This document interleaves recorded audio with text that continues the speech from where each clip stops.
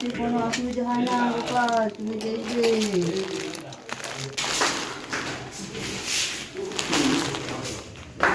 ও ছোনু, ছোনু বাবা। এই guys, welcome back to my channel. আশা করি তোমরা সবাই খুব ভালো আছো, আর আমিও বেশ ভালো আছি। তো আজ ব্লগটা আমি সন্ধ্যাবেলা থেকে শুরু করেইছিলাম। তো আজকে হঠাৎ করে প্ল্যান, হঠাৎ করেই সব কিছু।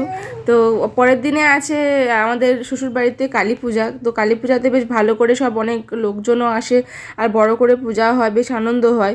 কিন্তু আমি আগের বছরেও থাকতে পারিনি, কিন্তু এবছরে মনে হচ্ছিল যে অন্তত ওখানে যাই, মণ্ডপে বেশি না যেতে পারি, বা পূজার যেখানে মন্দিরে বেশি না যেতে পারি, অন্তত বাড়িতে থাকবো, সবাই আসবে, একটু কথাবার্তা হবে। কিন্তু কয়েকদিন ধরে ভাবছিলাম যে যাব কি যাব না। তো কেননা ও খুব ছোট, আর একেবারে ভেবেছিলাম যে যখন ওর অন্নপ্রাশন হবে ঠিক তার 15 দিন বা 20 দিন আগে যাব, ওই যখন আমাদের বড় কাছারি যেতে হয় বাবুকে নিয়ে। তো ওই বড় কাছারি যখন যাব ঠিক তার আগেই চলে যাব। কিন্তু তাও হলো না আর কি, হঠাৎ করে প্ল্যান হয়ে, হঠাৎ করে মানে বসে বসে থাকতে থাকতে যখনই তোমাদের ব্লগটা শুরু করেছি বাবার সঙ্গে, তখনই বসে বসে একটা ভাবছিলাম। তার আগে ভেবেছিলাম কিন্তু অত শিওর ছিলাম না। ওর বাবাকে হঠাৎ করে ফোন করলাম, বললাম আমি যাব, বলছে এখন কি করে আসবে, আর তুমি আমাদেরকে নিয়ে চলো। তো এই হঠাৎ করে প্ল্যানিং করে হঠাৎ করে আর কি চলে আসা। তো ওই জন্য রাত্রেবেলা হুট করে চলে আসতে হলো। আর বাবা মা তো ওকে মানে ছাড়বেই না, বাবা বলছিল যে পরের দিনে সকালবেলা যাস, কিন্তু পরের দিনে অ্যাকচুয়ালি অবশ্যই সকাল সকাল লেগে যাবে, ওই জন্য আমাদেরকে তাড়াতাড়ি আসতে হলো। আর এই বাড়িতে আমি যখন ভিডিও এডিট করব তোমাদের কিন্তু একটু আওয়াজ হবে, কারণ আমাদের এই বাড়িটা পুরোপুরি রাস্তার পাশে। আর হচ্ছে বাবু তো এখন বেশ, যখন এডিট করি তখন আওয়াজ করে, তো বাবুর আওয়াজটা কোনো সমস্যা না, কিন্তু বাইরের একটু আধটু আওয়াজ পেতে পারো। যাই হোক, তারপরে ওখানে বাবা মা, আর ও মা তো একদম খুব মন খারাপ করছিল, বাবাও খুব মন খারাপ করছিল। বাবা বলছিল যে পরের দিনে যাবি, আমি তাও জোর করে বললাম যে না, পরের দিনে তো অমাবস্যা থাকবে, তো আজকে রাতে যদি যাওয়া যায় তাহলে রাতেই চলে যাই। আর আজকে তোমাদেরকে বলে দিই, আজকে মানে যেদিনে আমি পরের দিনে ব্লগটা এডিট করছি, আর আগের দিনে ছিল শিব চতুর্দশী। তো ওই চতুর্দশী রাত্রেবেলায় আমরা এসেছিলাম আর কি। আর আমাদের এখানে এই কালী পূজাটা হয় ঠিক চতুর্দশীর পরের দিনে যে অমাবস্যা থাকে সেই অমাবস্যা। তো এটা হচ্ছে আবার তোমার রক্ষা কালী পূজা, তো ওই জন্য বেশ মজাই হয়, রাতটুকু খুব মজা হয়, যদিও রাত্রেবেলা সেভাবে কাটাতে পারবো না, তো যতটুকু যাওয়া যায় আর কি। আর বাকিটা হচ্ছে অনেক দিন বাড়িটারে বেরোয়া হচ্ছে না। তো এখানে আসলে ওর বাবা মানে দাদু দিদাও, দাদু ঠাকুমাও খুব খুশি হবে, কারণ এই পূজার সময় সবাই আসবে। তো তুমি জানো কোনো পথে ঘাটে কোনো অসুবিধা হয় না গোপাল, তুমি দেখবে। আর গোপালের দেবে, আমার গোপালের দেবে। দেখি বাবা,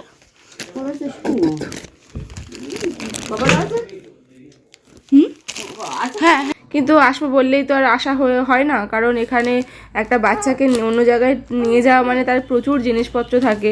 তো সেরকমভাবে সব জিনিস না নিয়ে আসতে পারলেও যেগুলো খুব আর্জেন্ট, অন্তত 4-5টা দিনের জন্য যেগুলো খুব আর্জেন্ট, ভাবছি বেশি দিন থাকবো না ওখানে, আবার চলে আসবো, কিন্তু যে কটা খুব আর্জেন্ট সে কটা তো নিয়ে যেতেই হবে। তো ওই জন্য আবার কয়েকটা জিনিস ওর বাবা যেহেতু স্কুটিতে এসছে, তো স্কুটিতে করে সেগুলো নিয়ে যাওয়া হচ্ছে। সব জিনিস নিয়ে যেতে হলে অনেক জিনিসপত্র নিয়ে যেতে হবে, অনেক সময় লাগবে বা অনেক জায়গা লাগবে, কিন্তু ওগুলো নিয়ে যাওয়া হচ্ছে না, কয়েকটা জিনিস আর কি যেগুলো খুব আর্জেন্সি। যাই হোক, মা এখানে ওকে এগিয়ে দিচ্ছে, আর বাবাও স্কুটিতে ওগুলো সব গুছিয়ে দিচ্ছিল, কারণ স্কুটিতে তো অনেকটা জায়গায় মানে পিছনে জায়গাগুলোতে বা সামনের জায়গাগুলোতে রাখবে বলে। আর যেহেতু রাত্রেবেলা বেরোচ্ছি, এখন কিন্তু যখন আমরা বেরিয়েছি তখন প্রায় 8:30-9টা বাজে, মানে 9টার কাছাকাছি তখন বাজে। ওর বাবা অফিস থেকে আসে 8:30টার সময়, তারপরে বাড়ি থেকে এসে মানে গাড়িটা নিয়ে এসছে বাড়িতে গিয়ে চেঞ্জ করে। তো বেশ রাত হয়ে গেছিলো, বাবা বারবার বলছিল যে এত রাত্রেবেলা কী করে যাবি, এত রাত্রেবেলা কী করবি। তো কিন্তু আমি জোর করে একরকম চলেই এসেছি, যে না আমার খুব ইচ্ছা হচ্ছে সবার সঙ্গে দেখা করতে। বাবা মানে বাবা আসতে দিচ্ছে না এমন না, বাবা বলছে যে পরের দিনে যাস, দিনের বেলায় যাস, মা তোকে দিয়ে আসবে।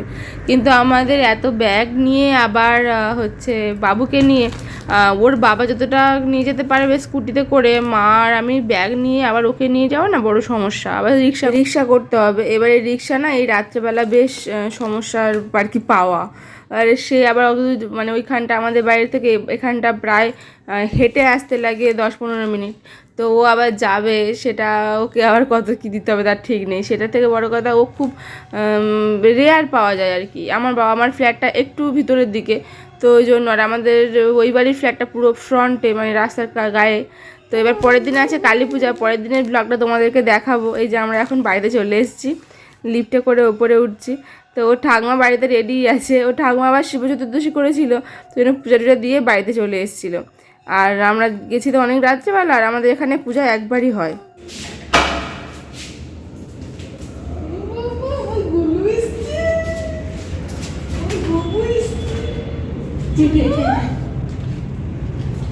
কোথায় এসছিস দেখ? ও ছোনু, ছোনু বাবা, তুমি কোথায় এসছো দেখো।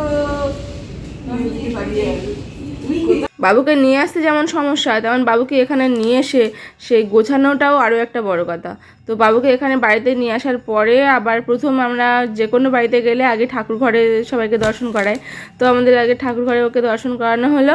আর যেহেতু কোনো আসার প্ল্যানিং ছিল না, আসার প্ল্যানিং হলে আগের দিনে ওর বাবা সব পরিষ্কার করে রাখতো, কিন্তু ওর আমরা তো বা ঠাম্মাও অনেকটা হেল্প করে দিত, কিন্তু আমরা তো ওরকমভাবে আসিনি, হুট করে চলে এসেছি। এবার আসতে ও ঠাকমাই ওকে ধরলো, আর বাকি যে ঘর টরগুলো দুজনে মিলে পরিষ্কার করলাম। পরিষ্কার বলতে মা সবসময় পরিষ্কার করে রাখে, তাও হয় না, বিছানাটা একটু ঝেড়ে নেওয়া, তারপরে মশারি টাঙাতে হয়। আগে তো আমরা মশারি টাঙাতাম না, এখন আবার মশারি টাঙাতে হয়।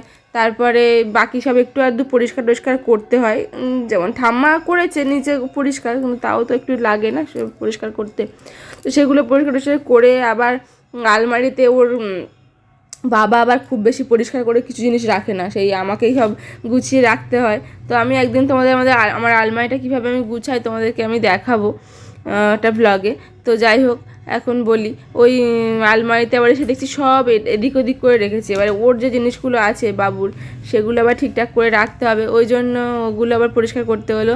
তো সব মিলিয়ে বেশ রাত হয়ে গেছিলো, অনেক রাত হয়ে গেছিলো এসে। একে তো 9টার সময় এসেছি, তারপরে আবার ওই কাজকর্ম করে তারপরে অনেক রাত্রেবেলা সব ফ্রেশ হওয়া হলো। সকালবেলা সবাই আসবে, তো আমি এসে যেন মনে হচ্ছে 4 মাস পরে আমি বাড়িতে এলাম। সেই হসপিটালের জন্য বেরিয়ে গেছিলাম এখান থেকে, আর তারপরে গেলাম, মানে সেই অক্টোবরের 21 তারিখে আমি এই বাড়ি থেকে গেছি, আর এখন আমি এলাম। সেই অক্টোবরের 21 তারিখে আমি বাড়ি থেকে গেছি, আর এই ফেব্রুয়ারির এখন 26 তারিখে আমি এসছি। তো এতগুলো দিন পরে যখন এসছি তখন মনে হচ্ছে যেন কত সময় হয়ে গেছে, কত সময় পেরিয়ে গেছে। তো আমার যেন মনে হচ্ছে কতদিন পরে গেলাম, নিজের বাড়িটাকে যেন অনেক অচেনা লাগছে। তো এগুলো আবার অনেক কিছু কাজ হয়েছে আমাদের বাড়িতে, তো সেগুলো দেখে যেন মনে হচ্ছে অনেক কিছু নতুন হয়েছে, অনেক কিছু এরকম হয়েছে। নিজের বাড়িতে মানে নিজের ঘরটাতে আসলে না একটা আলাদাই অনুভূতি হয় সত্যি বলতে। যতই যেখানে থাকি না কেন, মেয়েদের সব বাড়িই নিজের বাড়ি, যেমন বাপের বাড়িটাও নিজের বাড়ি, শ্বশুর বাড়িটাও নিজের বাড়ি হলেও এই যে নিজের ঘর একটা আছে না, এটাতে যেন আলাদাই একটা মানে টানে, যেন যে আমার ঘরটা এটা আমারই, মানে সেখানে শুধুমাত্র আমারই একটি, শুধু ঘরটুকুই আর কি, এইটা সব কিছু আমার এখানে। তো ওখানেও তাই, আমার বাপের বাড়িতেও তাই, সব কিছু আমার, কিন্তু তাও যেন এই ঘরটা আর কি হয়, এটা মেয়েদের বিয়ের পর, সেটা না বলে না বোঝানো যাবে না। যাই হোক, শীতের ড্রেসগুলো তো ছিল সব আলমারির মধ্যে, এবার ওগুলো আবার গুছিয়ে গুছিয়ে ভিতরে রাখতে হলো। আর শীতের যে পোশাকগুলো থাকে সেগুলো আবার আমি ওই বক্সের নিচেই রেখে দিই, মানে আমাদের খাটের নিচেই রেখে দিই। আর খাটটা তো হাইড্রোলিক লাগিয়েছিলাম, যার জন্য বেশ সুবিধাই হয়েছে, খাটটা খুলতে হয় না, একেবারে তুলে দিয়ে সব রেখে দেওয়া হয়। আর এখানে সব এখনও অগোছালো হয়ে আছে, এখন কালকেই সব পরিষ্কার করব। এদিকে তাড়াতাড়ি করে মুছে টুসে টাঙিয়ে নিলাম, বেশ রাত হয়ে গেছে, আর বাবুকে তো শোয়াতেও হবে। আজ ব্লগটা তাহলে এখানেই আমি শেষ করছি, অনেক রাত হয়ে গেছিলো। তো পরের দিনে আবার নতুন একটা ব্লগ দেবো, সেটা হচ্ছে কালী পুজোর ব্লগ, তোমরা কিন্তু অবশ্যই দেখো।